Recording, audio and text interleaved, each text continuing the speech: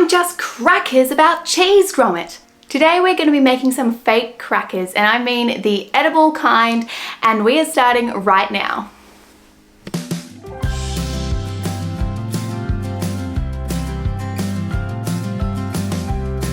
What's up you guys, welcome back to my channel. My name is Jenny and I'm that props girl, and I'm all about helping non-professional theatre makers, props designers, hobby crafters and decorators create unique props and decor. And today, this is honestly one of the easiest props I have ever made. You only need a handful of items, and so if you are keen to see me make some fake crackers, then stick around. This is actually part of a bigger project, but I'm going to show you how to make the fake crackers first, and then if you want to stop watching the video after that, you're more than welcome to, but if you want to see the finished product, keep watching until the end. Be sure to smash the like button if you do enjoy this video, because it lets me know you want to see more content like this, as well as consider hitting the subscribe button and bell so that you don't miss a single one of my uploads. And with all of that said and done, let's jump straight into this video.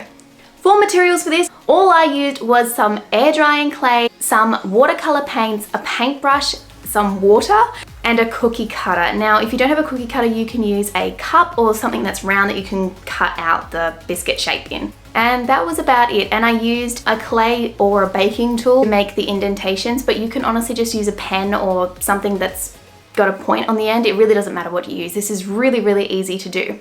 So step number one, I got my air drying clay, and I chose not to roll this out with a rolling pin. Crackers in general are a little bit bumpy on top. They're not usually completely flat.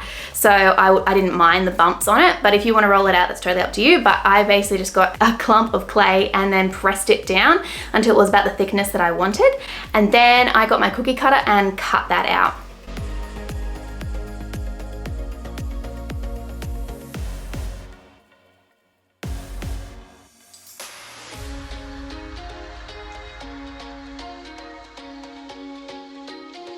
After that, I went in with the clay tool and I just punched 5 holes in the top, which is quite standard of a lot of crackers. You can do more if you want. I just wanted to do 5. And then I just did some indentations around the outside, make it look a bit more realistic. You can do more or less of these. Again, totally up to you.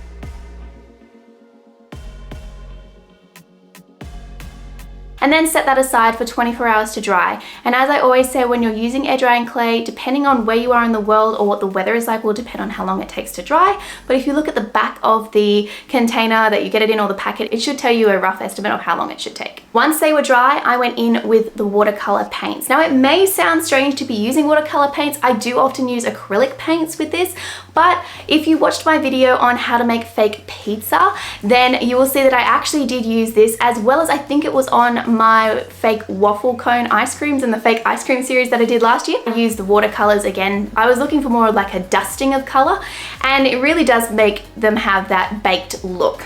So I went in with an orange and a brown and a yellow and just kind of brushed them over the top and let that dry. But make sure if you're doing this on stage and these are going to be seen from an audience, make sure you do the sides and the bottom as well.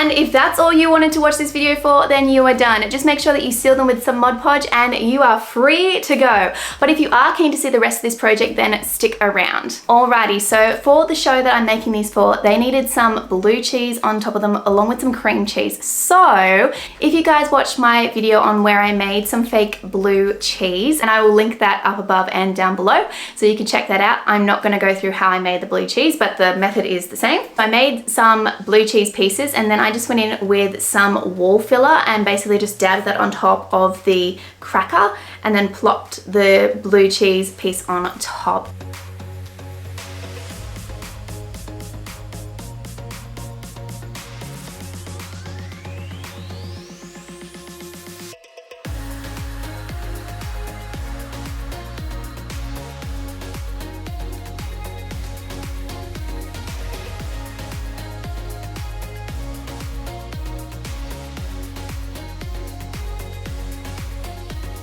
And this is how they turned out, and I'm really happy with them.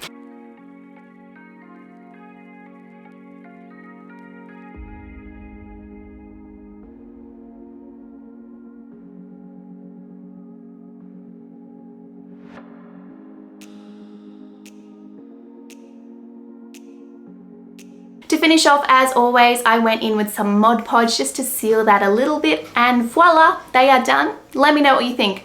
I hope you guys enjoyed this video. Be sure to smash the like button if you did, as well as consider hitting that subscribe button and bell so you don't miss any of my uploads. I hope you guys have an amazing week and I will see you guys next time. Bye.